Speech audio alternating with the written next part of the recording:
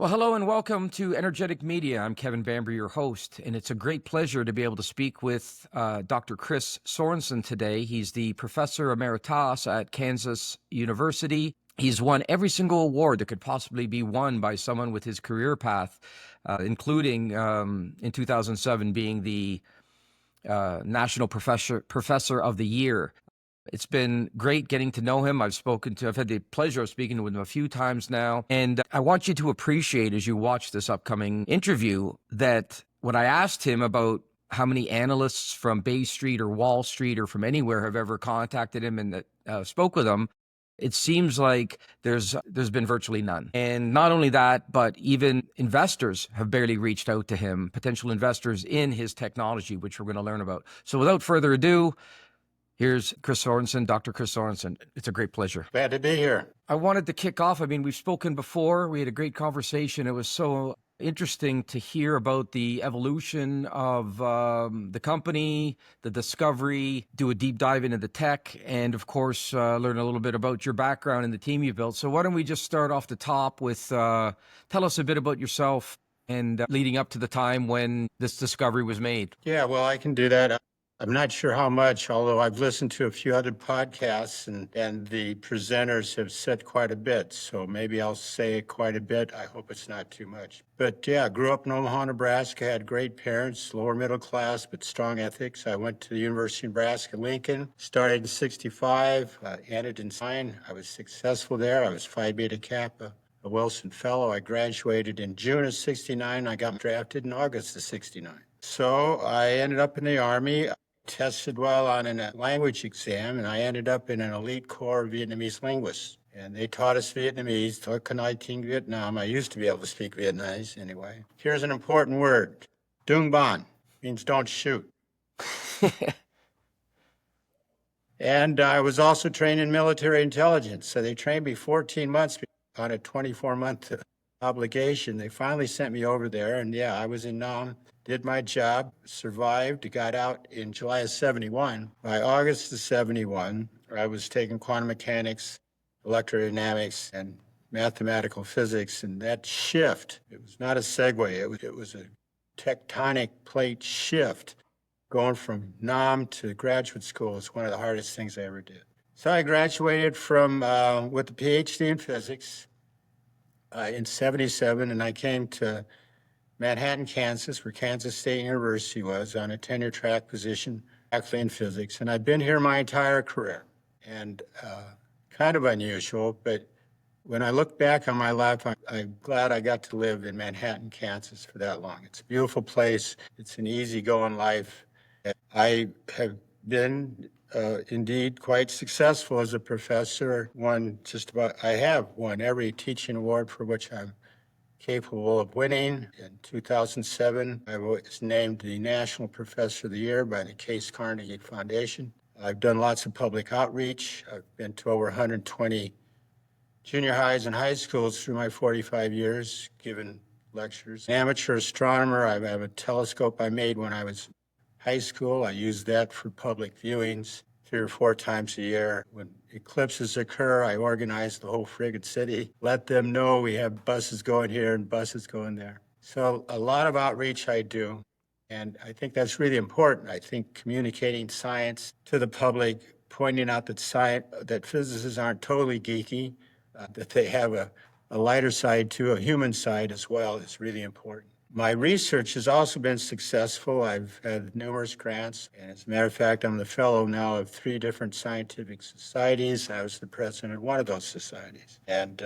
through the years, I've published some 300 papers that have been cited 23,000 times or so. And along the way, I got interested in how little particles come together and aggregate to form bigger particles. Sounds pretty mundane, but actually there's sort of what's the quote? To see heaven in a wildflower, right? To hold in a grain of sand. So I'm trying to remember a Blake quote, and I'm not doing a very good job. But yeah, when little particles, solid particles, come together and stick, they don't coalesce into liquid droplets like a liquid droplet would. They have an extended structure that turns out to have a fractal structure. And fractal is a non-trivial word. It implies a quantifiable dimension connected to it. And the dimensionality tells you how it scales with size. So you and I, Kevin, are three-dimensional objects. And if you make us twice as tall, twice as wide, and twice as thick, in other words, we scale ourselves up, you will weigh 8 times as much, 2 to the cubed power, because you're a three-dimensional object. These fractal aggregates don't scale that way. Matter of fact, most of them have a fractal dimension about 1.8.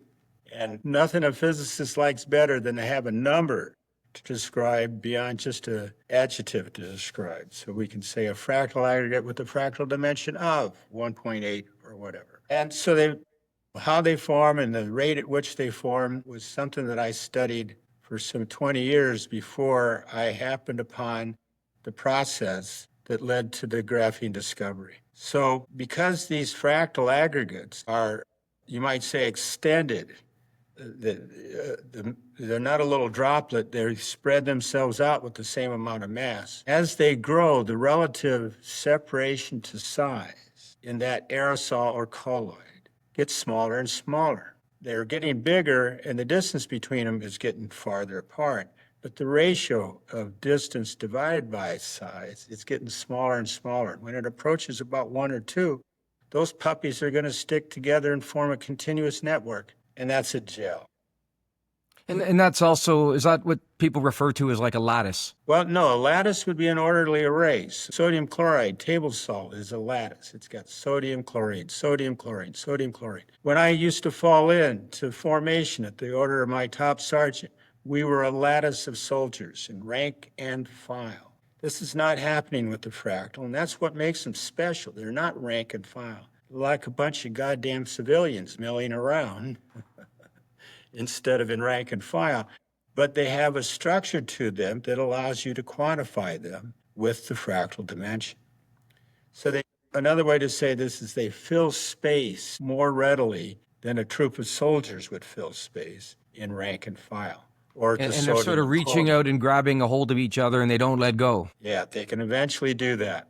Let's make an example. We all know about Jell-O. You take a tablespoon of Jell-O, you put it in a quart of water. Quart's a hell of a lot bigger than that tablespoon. But you stir it around, you put it in your fridge for an hour, and you come out and you got a solid mass. It wiggles, and what's happened is all those gelatin molecules have stretched out in a fractal-like open framework and grabbed a hold of each other and trapped all the water in their interstitial regimes. And so that's a gelation transition. Well, carbon certainly does a lot of wondrous things. And if you're going to talk about your body, you're talking about some remarkable aqueous-based carbohydrate chemistry. You and I are taking advantage of that right now. But what I'm trying to put in your mind and into your listener's mind is imagine a whole bunch of tennis balls, and you try to gaggle them together. Instead of close packed, you make strings with branches. Using the term branches remind me I could use a tree as an example of a fractal structure. So there's lots of wood in a tree, but it's spread out all over the place. You chop that tree down and grind it up through your mulcher, and the volume is a lot less than the original expansive volume of the tree. So that's that can happen in a colloid or an aerosol. It's made out of solid particles, not liquid ones, because when 2 liquid drops come together, they make a bigger liquid drop. But solid particles, you get these branch-like structures that we call fractals, and they fill the entire volume, even though you might say they don't have enough mass to fill the entire volume. As sure as that Jell-O wasn't a full quart in size, but it managed to trap a quart of water. I think this is, it's fascinating. I've been doing a lot of reading, and to be honest, it's like a little over my head, parts of this, but I get it. Like, I understand the concept of reaching out and grabbing hold and everything. So I invite your listener to Google fractal. You first run into the mathematicians doing fractals, and they end up with really beautiful things. But if you try to keep it with the physics, it's not quite as beautiful, but it's much more pragmatic. And you will find these branched structures that fill space readily. Well, so if fractals are forming in either a colloid or an aerosol, and most of my work was done with aerosols because I was managing to get support from the NSF for what's going on in the atmosphere. When smoke goes into the atmosphere, it affects the radiation budget of the Earth. Matter of fact, I not only studied the fractal nature, but I spent a lot of time looking at how these particles absorb and scatter light, which of course is more relevant towards the Earth's radiation budget. But in any event, we were messing around in the laboratory. And I like to say it that way because if you don't mess around in the laboratory, you never discover anything. You got to be in the laboratory following your ideas, curiosity-based research, trying to advance the science, and you got to keep your eyes open. So we were messing around with acetylene flames. Now, if you've ever burned acetylene, you know it really makes a lot of soot.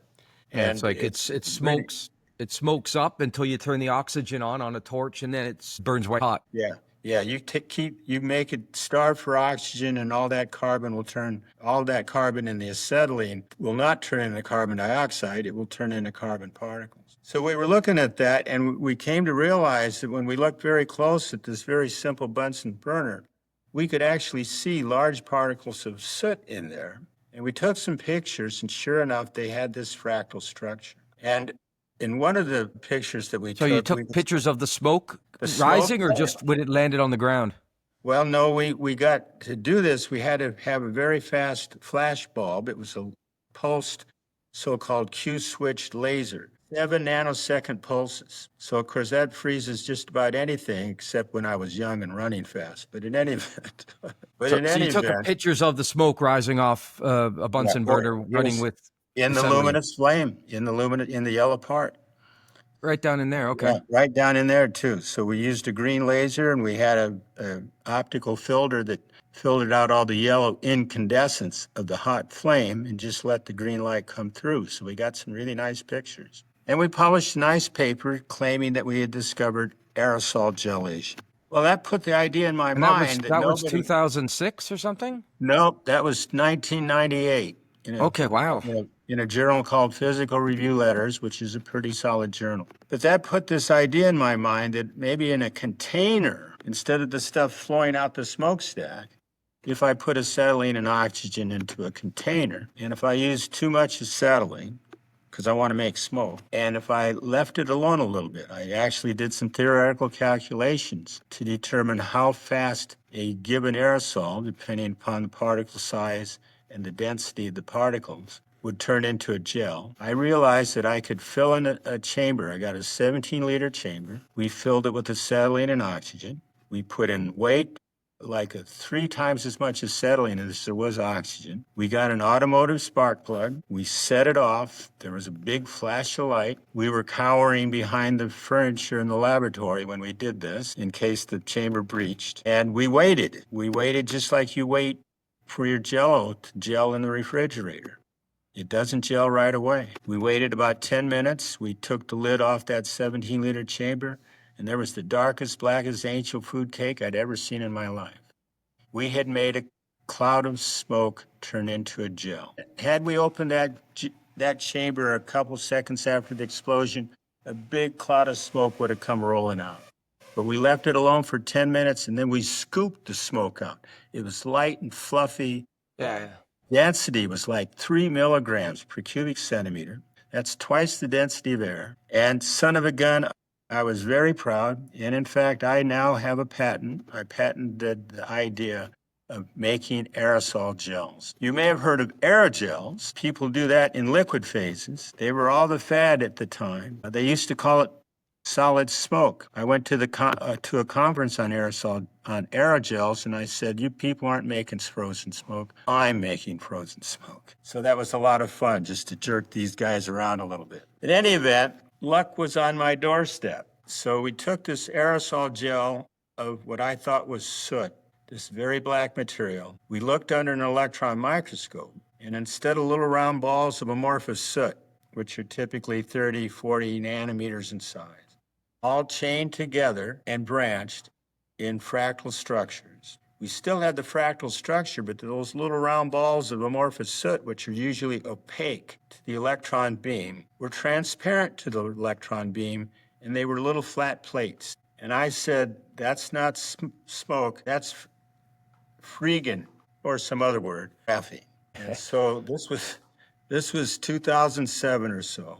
And we did other tests to prove that it was graphene. There's X-ray diffraction, and there's Raman spectroscopy and things.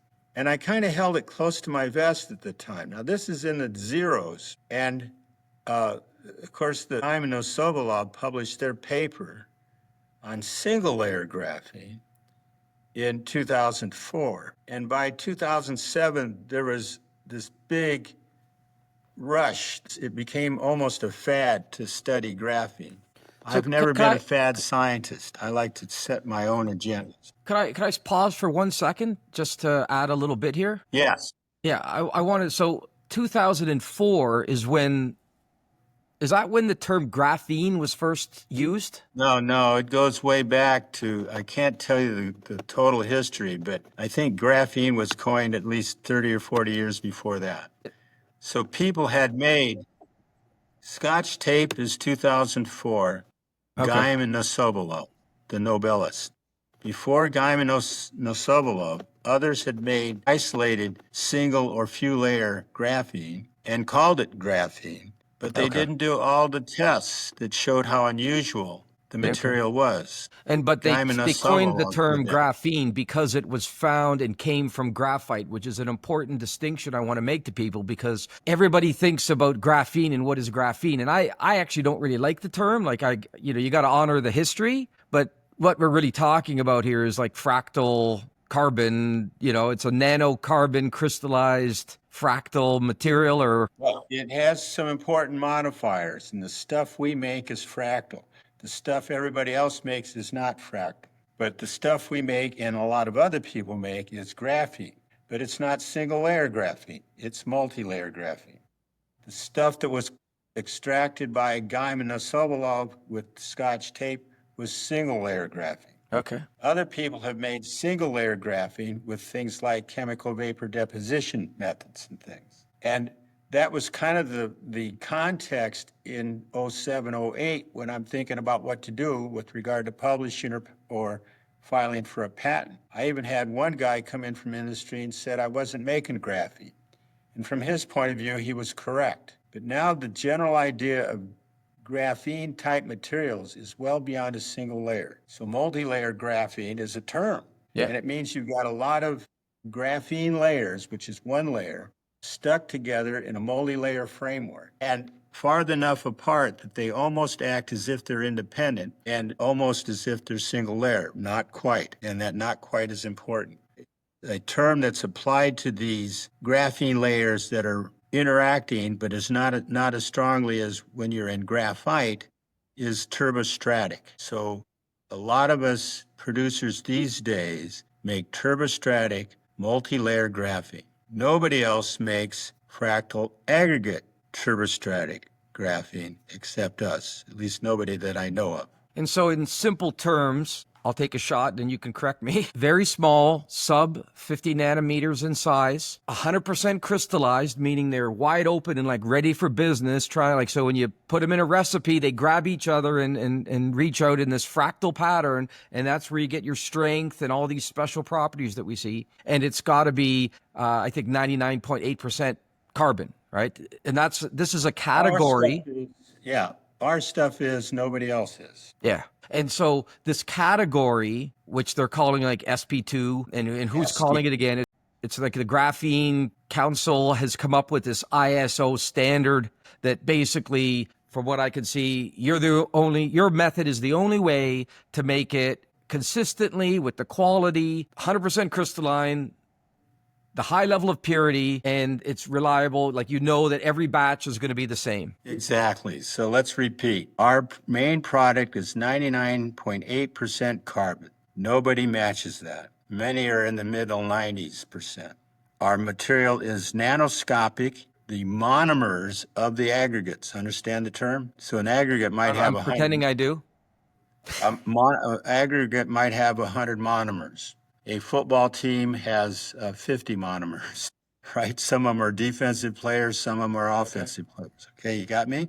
Yep. But the nanometer-sized monomers of few layer graphene, 7, 8, 9 layers per monomer, chained together to form a fractal aggregate. And getting back to the properties of the monomers, they're sp2 bonded carbon, no sp3 indication at all. Actually, sp3 is the bonding in diamond. Okay. And that's where all the electrons are busy holding the diamond together. That's why diamond is super hard, and that's why diamond is clear. If you go sp2 to hold your carbons together, you get these flat sheets that look like chicken wire, hexagonally bonded. Okay. And then you got, for every carbon atom, you got an extra electron that's running around on those flat sheets. And I like to say they get into trouble. So when it comes to using graphene to produce all these wonderful things that we want the sp2, not the 3. Yes, yes. Okay.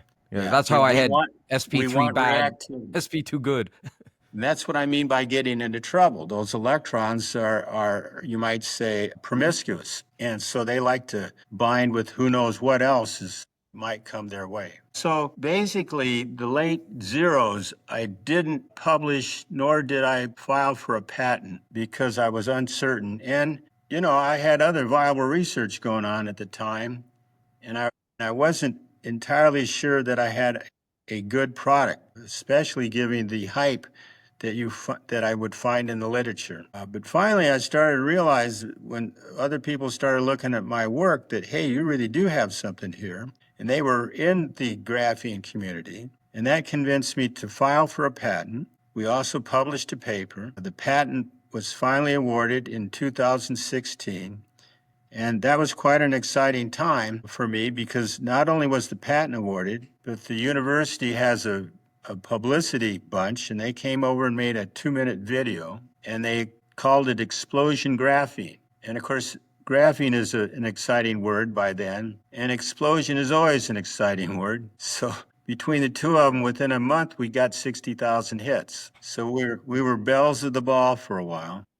But people, of course, started contacting me from all over the world. Many of them, I mean, I didn't want to go to Singapore and I didn't want to go to Beijing. I'm sure those guys would have outsmarted me and I would have gone home empty-pocketed. But I did end up making a deal with the group out of Vancouver, British Columbia. And they came to the campus and they started supporting my research. And that was really important because I had a tabletop experimental chamber that needed to be scaled up to production. And of course, the step along the way is a pilot scale type of a device. And they were going to license the patent if we could make a pilot device. And it was in that regime, right around 2017, 2018, that I was fortunate enough to run into Stephen Corkill, who is a very talented engineer. And he is still with us. He's the vice president for productions here. And he took my tabletop experiment and turned it into the device that we've alluded to today, the Hyperion. The Hyperion. Yeah. All right. So the Hyperion chamber. So 70-liter tanks or 70-liter chambers. Yep. And there are 4 of them. Yep. And they fire in sequence, basically like cylinders in a car. Yeah, without the pistons. Without the pistons. But it's just poof within, I think, 15 milliseconds. Yeah, the explosion is fast. We get a flash of light that lasts, like you say, 10, 20, 30 milliseconds. The flash of light tells us how hot it is, the chamber, just because it's an incandescence. Planck's radiation law applies to it. And how hot, again, approximately, do you think it spikes to? Roughly 2,500 Kelvin. 2,500 Kelvin. Yeah, which would be about 2,200 centigrade. Okay. And Or interesting. More, or more. And interesting. Now, Kevin, I want to throw something important in here. Okay. And that's, why did we not make soot? Why do we make graphene? And it's all because the chamber is closed. So there's what's called the first law of thermodynamics, which briefly says that if you have a source of energy, it can do 2 things. It can make things hotter, or it can do mechanical work. And to do mechanical work, it has to push something and make it move. For instance, the pistons in your car, or in a steam engine, or even in a turbine, right? You're doing work. So the energy gets divvied up between hot and work. But if you have a closed chamber like I have, you can't do any work. All heat. So all that energy makes it hotter than it would have been. And that's why the soot that forms in the closed chamber gets hotter than it would have had it been in a Bunsen burner by a few hundred Kelvin. And that few hundred Kelvin not only crystallizes the amorphous soot to graphene, but it cleans it up. There are things called polyaromatic hydrocarbons in graphene that are volatile. but you subject them to these high temperatures in the closed chamber, and they get out of Dodge really fast. So that's why we get 99.8% carbon. So the closed chamber is important. I like to say I've sort of evolved through the years on what to call this process. But as of today, in the last year or so, I've been calling it chamber explosion synthesis. And so maybe I'll just point out here, acetylene is C2H2. And Right. what you're doing, and when you split them, right, you end up with your carbon, nanocarbon crystallized material, and you end up with hydrogen down the road. And you can sell hydrogen or maybe put it in the grid. I would say that all the energy, let's remember we put oxygen in there, and the oxygen's got to do something. Yep. And indeed, the products are carbon, hydrogen, molecular hydrogen, and carbon monoxide. And the results of that transition are exothermic. So the reaction makes its own energy. Another term I like to use is our precursor materials, the acetylene and oxygen, bring their energy with them, and they change themselves into graphene and those two gases. We don't have to cook them. We don't have to add electricity. We are the only exothermic producers of graphene in the world. So the only energy that's really lost in the process that I was trying to get to is the heat that's generated. And eventually, you know, the other day I was messaging you and you were saying that right now you've built a Model T and soon you're going to build Porsches, referring to the advancements that's going to come with this machine. And when I look at even the process to go from natural gas to acetylene, you know, that's well developed over the years. And I think 10 to 15% of the heat, so that they lose about 25% of the energy from natural gas when they make acetylene. That's what at least AI is telling me. And that in the process of that over the years, they've been able to harness and recycle about, 10 to 15% of that heat loss. And so, Kevin, what you're doing is a life cycle analysis. Yeah, I'm trying to get the full cycle of that R so I can be able to show people how great the ROEI is. Let me tell you that this has been considered not by us, but by others without any partisanship to us. I'm thinking of one bar graph right now, which looks at the energy demand of our process compared to a handful of others. So there's about 5 or 6 bars on this graph. It's logarithmic. And the closest one to us is 2.7 times more needy of energy than ours. Yeah. And the worst one is about 200 or 300 times more needy. The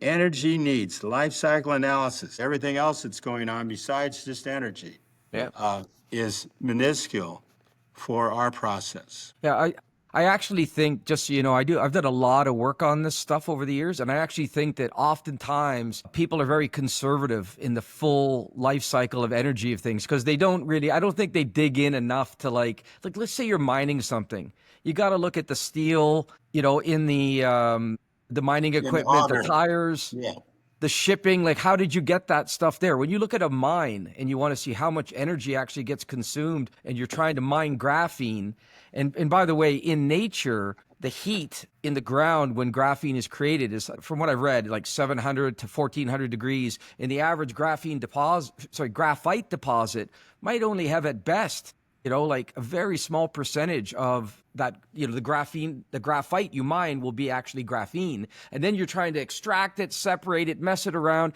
It's unbelievably horrible, right?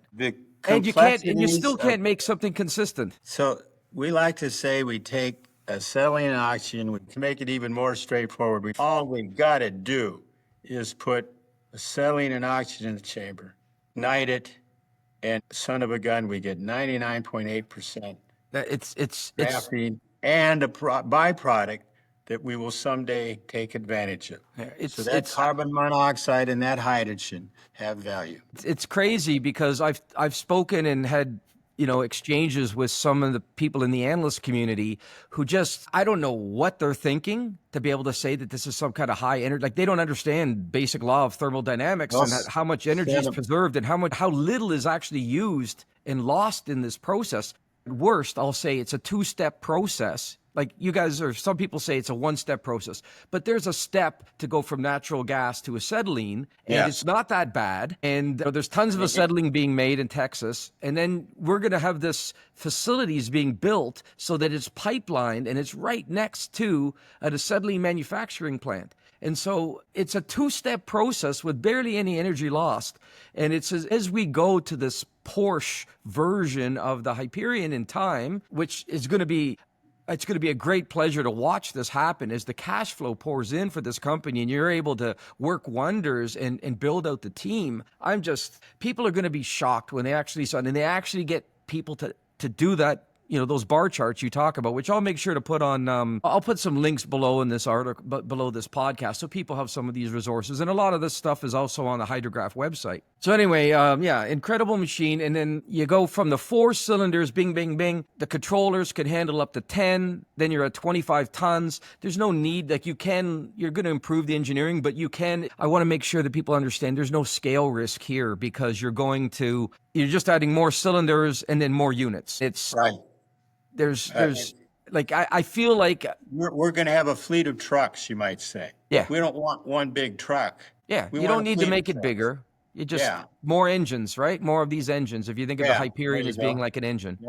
Yep. Yeah. So it's what I like to call, and most people in the investment world, they call it a cookie cutter, straightforward process. And amazingly, this stuff is off the shelf mostly, right? But you've patented to be able to use this process, the idea of compression and ignition of all hydrocarbons is locked up. And then you've got patents on things like the process, like the ignition system. You've refined it, improved it. You've also held this proprietary understanding of, how much and when and the mixtures and, to get the product to be exactly the way you want to design it and then optimize it. One way to say this is it was a long ways from my bench top to the Hyperion unit. Yeah, and that's a lot of 7 years or 8 years of engineering. There are secrets in the engineering, absolutely.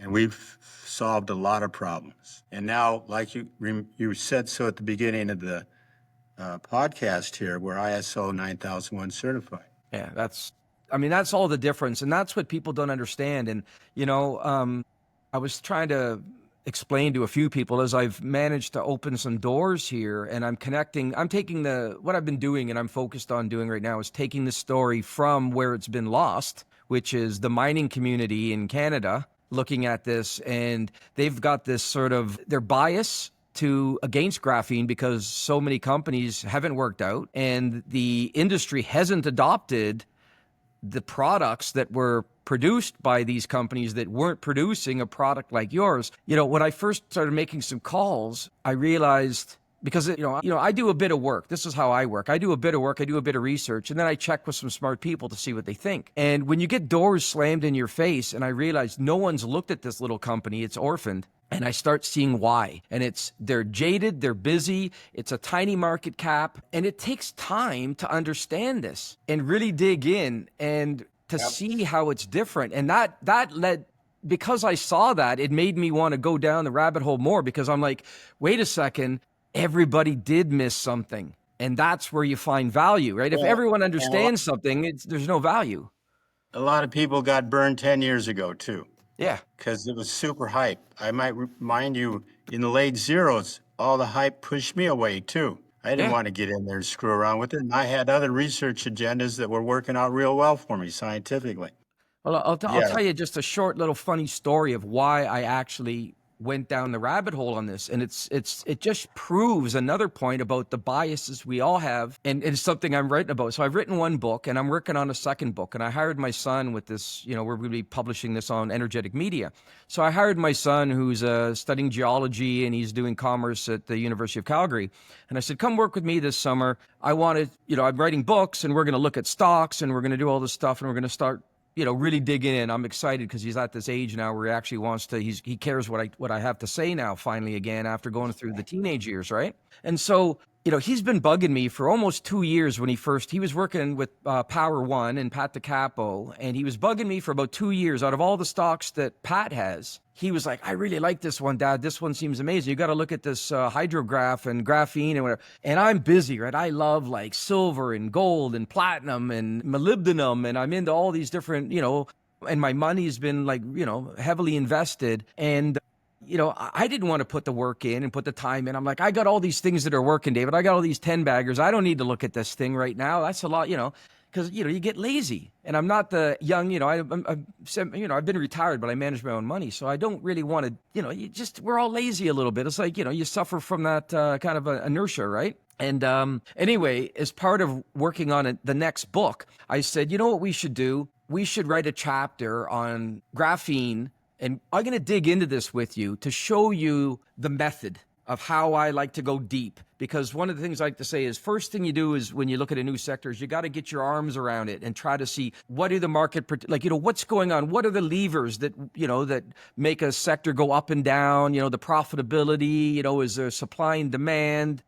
The economics, and you try to gather all this. And I was saying, just so you know, David, it's going to be a lot of work, but we're going to do this because I want to teach you the method because it's a lifelong skill. And I said, I'm probably going to show you why we aren't going to invest in Hydrograph and we don't really care about graphene because most of these companies are going to be either fully valued or overvalued. And the rest of them are probably going to be little what we call shitcos, right? Companies that just burn cash and are full of bullshitters that raise money, pay themselves, and play around, and never accomplish anything. Because that's what the mining sector is riddled with. So that's the jaded perspective I came with. And then when I started digging in, and I'm like, at first I'm like, like just as a gold guy, I'm like, oh yeah, grade's important, purities, okay, yeah, 99.9, fine, that's the metals, and I understand ISO standards for, stainless steel, and oh yeah, you need to add molybdenum, and you need to add nickel if you want to make this grade, and so I'm like, oh yeah, okay, purity matters, and then I'm like, well, how come these prices are all different? Everyone's charging different prices, and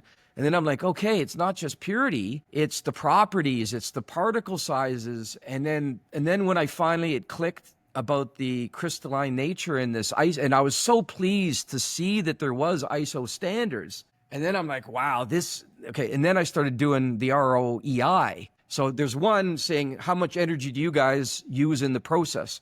But then you start saying, and I'm not going to even bother saying the numbers exactly because they're AI generated, but it's so small, the actual amount of energy that goes into, say, making 4 grams of your product. And when you put that into a lead acid battery or something, because of the longer life cycle, because of the 47% faster charge time, I start coming up with numbers like the return on energy invested, or the ROEI, is probably like 11,500% just in batteries, because there's so little energy goes into what you're adding, and it makes it so much better and lasts longer that you're saving so much energy over the life of use of a battery compared to what you're spending to add that little bit of graphene to it. And it's like the numbers are off the charts when you look at what's the fuel savings in a car when you put this in the tires, and the tires last longer and you get better fuel economy. And what's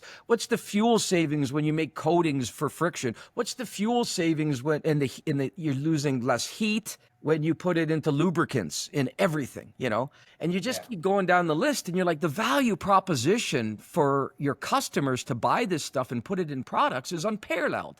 I might say from a simple perspective, but one that I know, we get, 10 and 20 and 30% improvements in the various things that we test. And if you divide those percentages by the cost, you get a lot of percent per dollar. Yeah, but per dollar, it's still huge. For energy, it's even massive because you guys have big margins, right? Yeah.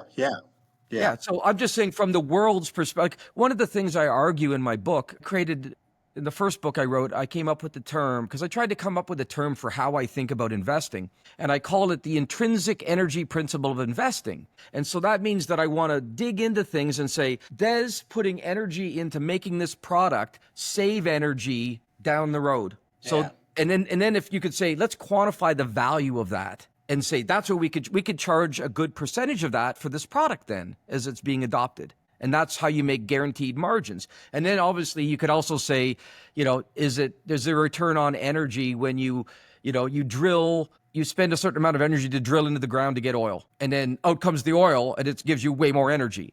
There's a big return on energy for human labor. Whenever they invented the windmill, we figured out it's worthwhile to cut down a tree, make a windmill, hook it up, and then, wow, look at all the work it does because I'm harnessing the wind and I'm getting this massive return on my human labor. And that's how I invest. And never in my 30 years of investing have I seen a product that can go into absolutely everything, make it better, and provide massive ROEI while doing so, which means huge margin, big dollar, low CapEx. We've already covered it in the other podcast, how low the CapEx is, and then the profitability. And then I'm like, this is a massive, multi-billion, if not tens of billion-dollar companies where this thing's going, especially when the right shareholders come in and join me here to tell the story and help fund the expansion that you're going to go to, and then you're not even going to need much money very shortly because of the cash flow. Yeah, I'm hearing you, and I'm agreeing. Comes to here again, I want to add, perhaps from a fundamental level, that one of the things that makes our material so potent per gram is this fractal nature that I was telling you about, because our material spreads out and grabs a lot of the polymer, or spreads out and does an effective job in a battery because it's not condensed into micron-sized platelets. It's chopped up, and it has far-reaching effects because of that. And so that along with the purities, et cetera, are very important. Getting back to the point I was trying to make earlier a little bit about carbon, carbon-based, all plants, all animals, the world's basically sort of carbon-based in a way. I look at this because we're going right down to the atomic level with carbon and then mixing it into things. And it's as close as I think we might ever get. And I don't want to say ever because you never know where we're going, but it's as close as we can get to almost like playing God with materials. When you put this stuff into materials, whatever you're putting into, it's a big leap of an evolution of that material. It just gets better, in every property. It's just because it's the building block of everything, And it's carbon, of course, as you know, is well placed in the periodic table, right near the top and halfway between the bases, the metals and the non-metals. So it's got 4 electrons it can give, and it can take on 4 electrons. And when you put it into that graphene sheet, one of those 3 of them hold the graphene sheet together and give remarkable strength. And the 4th electron goes out there and can interact with just any other material that you might want it to interact with. So there you go. And if you can spread that out, then you can do this with a very low price per gram or dollar measure. So one of the things as part of re-rating, revaluing this company is people need to understand this isn't just don't even compare it to a mining company or the graphite industry, okay? People need to get that out of their head. This is a company of a super high-tech. High-tech is high-tech gets, in my mind. Well, I would like to throw, not esoteric. This is not complex. Yeah, that's the beauty of it. When you say high-tech, people go, oh, shit, I'll never understand that. Yeah. No. Yeah. But you know what I'm saying? As far as science goes, I look at this, and everyone likes to use different analogies, but I like to look at it like oil was just discovered, and now we've got a patent for using petrochemicals, which goes into everything. Yeah. But it's bigger than that in a way because oil is used in a lot of things, but carbon's used in more. Yep.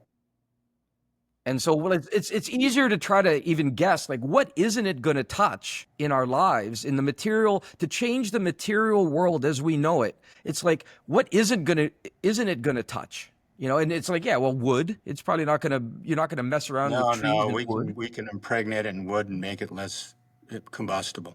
Wow. We're going to put it in make paper. We'll make better paper. Hey, wait. Be careful. We don't want to talk about patents and things like that. I haven't told how we'll do it, but yeah, we can do a bunch of things. Now I'm remembering something out of my era. 1967, the film The Graduate with Dustin Hoffman. Yeah. Yeah, remember that critical conversation he had with one of the older set with the established bunch? I'm trying to remember. It's been a Yes. long time since I've seen the movie. Benjamin, yes. One word for you, Benjamin, said the old geezer. Plastics. In other words, he was telling plastics are the future. He told that to Benjamin, and Benjamin could give a shit. All he wanted to do was meet that girl. Yeah. But of course, right now we could say the same thing. To Benjamin, our advice is graphene. Well, I've said to my son, if I was you should read about every single company, every single, like, downstream as well, right? Like, who's going to work with this graphene and make cool stuff.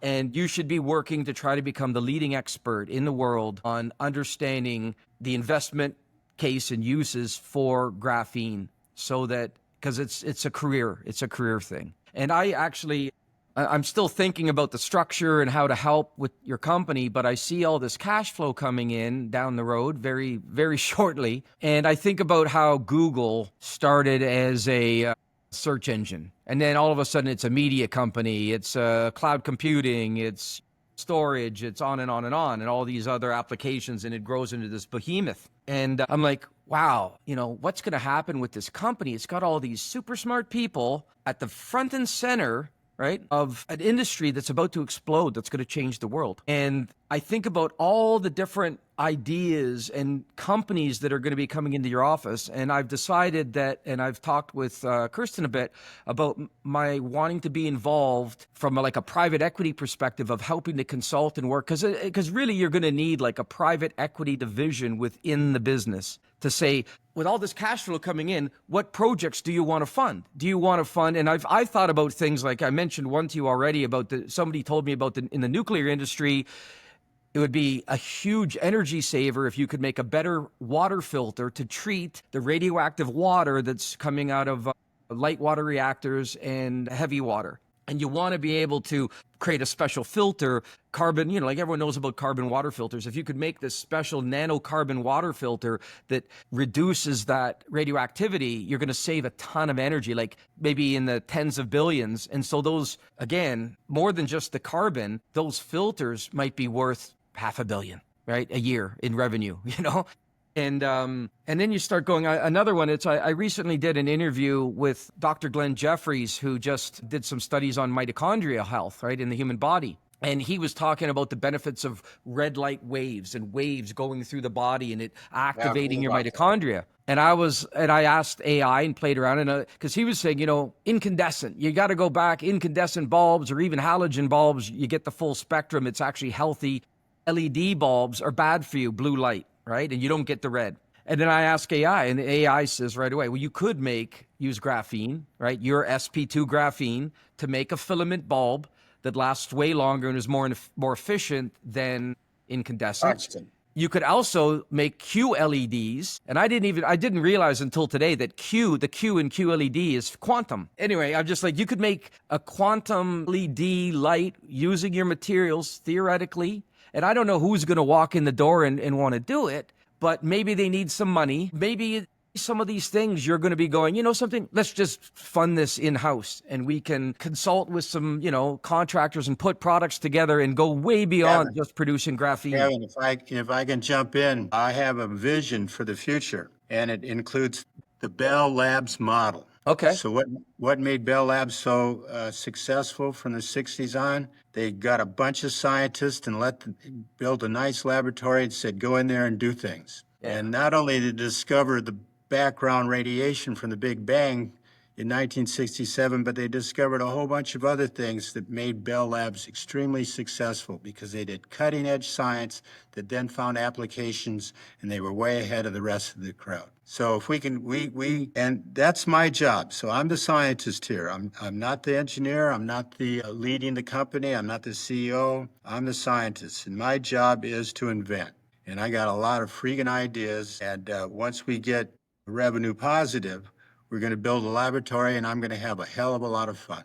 That's so awesome. I'm going to come up with more shit. Absolutely. That's so awesome. Sometime we'll talk in more detail, but I had a bit of a rough childhood and I had a lot of trouble in school, concentrating, and, I had difficulties at home and a bit of ADHD. I think I ran on high sugar diet my whole life, and I just couldn't concentrate in school.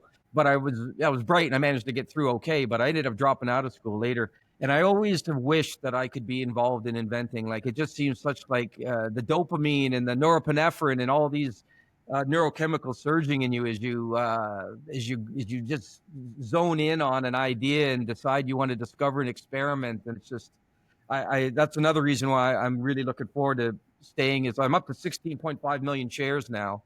And You might recall me saying some time ago now, curiosity-based research. That's the I foundation. You got to get a bunch of scientists following their nose, thinking about things. What if we do this? What if we do that? And then things happen. yeah. So the discovery of graphene in that chamber was serendipity, luck, if you want to call it.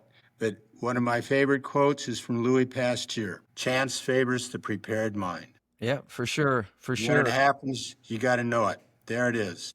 And I knew it. I'm so in love with this story. And it's funny, I've been reaching out on X, and you always get these people criticizing and chirping at you, like because I've really been promotional to try to help the company. Because Thank you. and it's in two parts. There's a reason why I do it too, just so you know.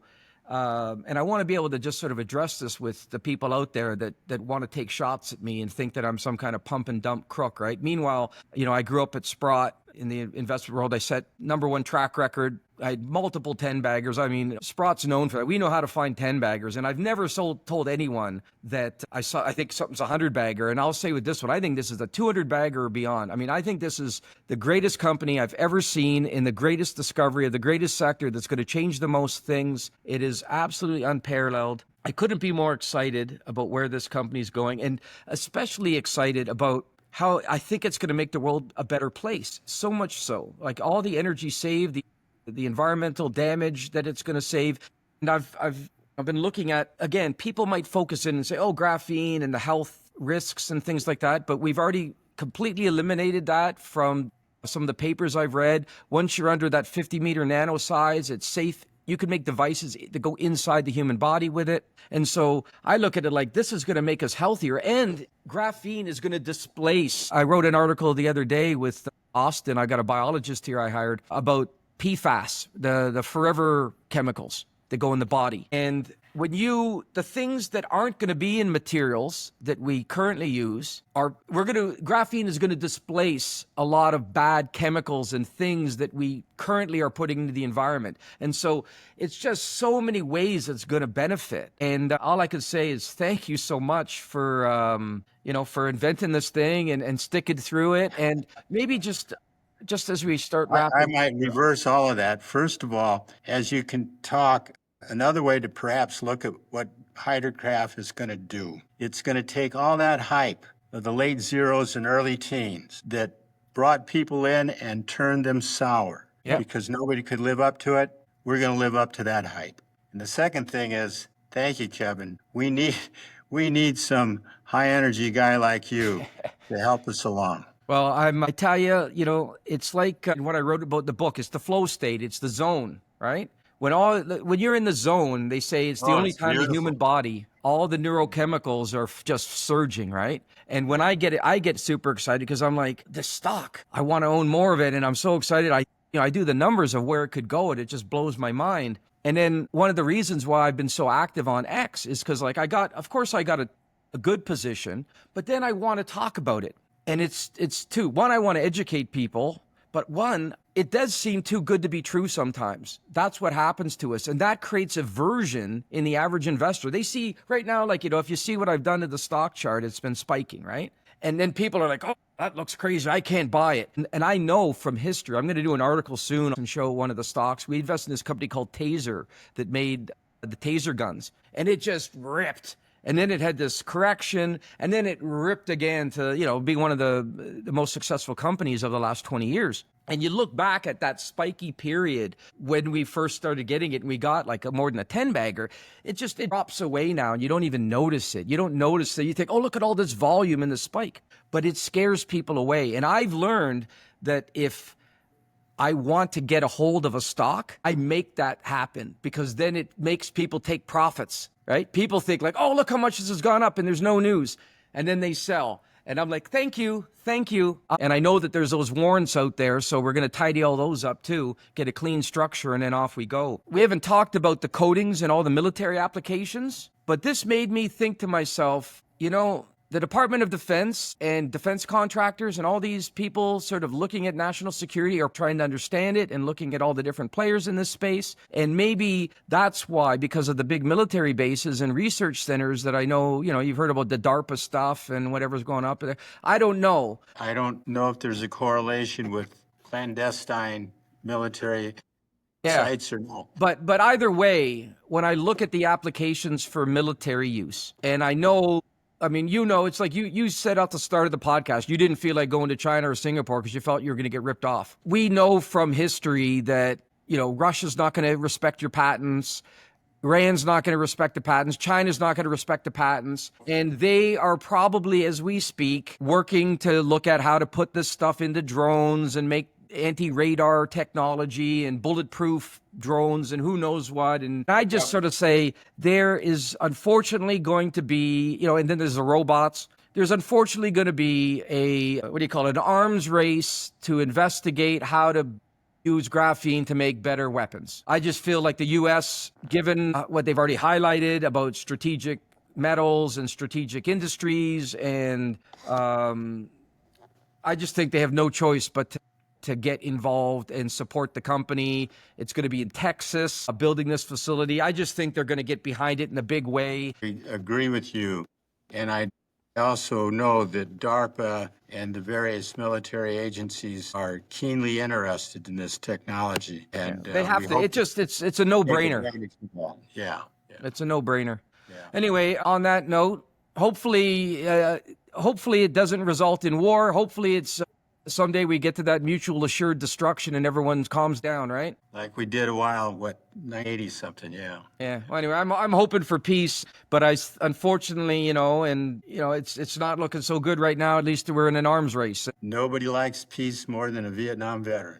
Yeah, for sure. Anyway, great pleasure. I'll look forward to speaking to you soon. I can't wait to meet you in person. It's been a great pleasure. I want to go down and tour the facility. Take care. Love to see you here. You too. Thanks for the invitation. Hey, thanks. Thank you so much. Well, thanks for tuning in. I hope you enjoyed that. I really enjoyed the interview. I bought more shares. I recorded it yesterday, and I bought another, 600,000 shares today. I'm blown away. I've never seen in all my years a technology so beautiful and simple, the CapEx, the payback, the profit margins from this simple, beautiful machine can deliver scalable earnings growth and numbers that are mind-boggling. You start plugging in numbers. What's going to happen when they do 1,000 tons? 200 million minimum. What about when they do 10,000 tons? Well, 2 billion. How big can it get 5 and 10 years out? 10,000 tons. And then, as I alluded to, what I'm also extremely interested in, and we didn't even get into it, is all the different patents that they have, that they're developing right now. This team is on the leading edge of a revolutionary new product. Well, as Chris described, carbon's sitting in the middle of the periodic table. All the metals on one side and everything else on the other side, and it's able to reach out and grab and bond and make everything better. It's going to be in more things than petrochemical products are, and the best thing about it, it displaces them in a lot of cases. I actually posted today on X that as I noodle on where this is going, how it's going to change the world, it's actually an incredibly deflationary force. It's going to make everything better, last longer. Imagine if, when I play around with numbers on something like batteries, if you end up only having to use 2 batteries instead of 3 over the life of a car, the energy saved there, but also just the sales volume, When you make oil for cars or lubricants last way longer, the replacement cycle, again, it's a deflationary force. And if you make fuels more efficient, you use less fuel. This is dramatic. And I encourage you, understand your risk reward, do your own due diligence. I'm sharing my due diligence. And as you can see from my posts and as I do podcasts, I'm open, transparent, and I buy more. And the opportunity here, and one of the reasons I keep saying why I do it, I said it in the podcast, but I do it because I want you. If you know some reason why I shouldn't be buying, I want to hear it. But every time I dig in, I find that the people who are the naysayers have not done the work. I call them lazy, And I admit, I was lazy. I had my own biases.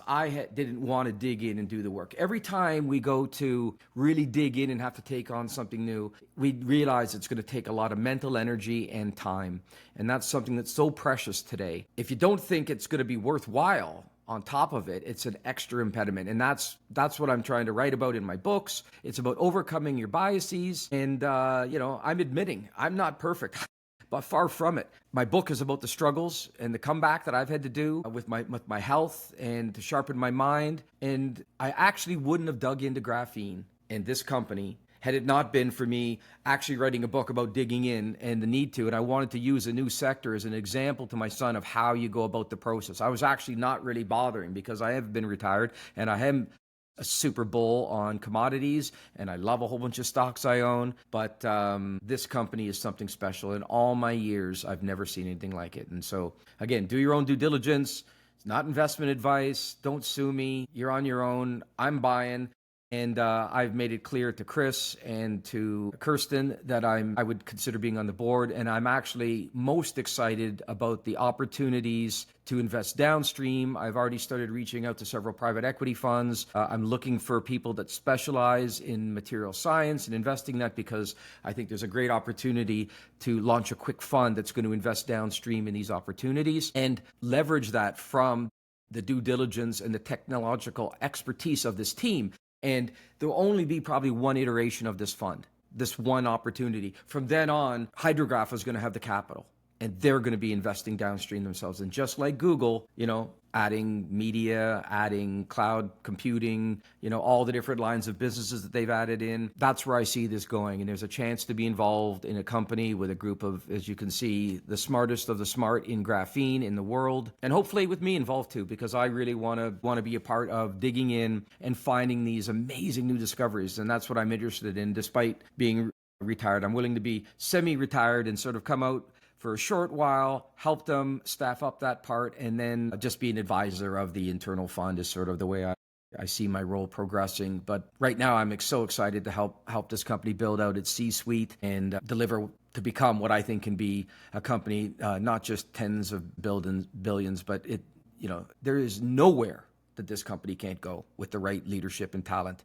When you staff it up, this technology, it will change the world. It's that dramatic. Some people don't see it. They're like, oh, wait for the revenue, wait for the contracts. I'm like, see you later. Bye. Have fun.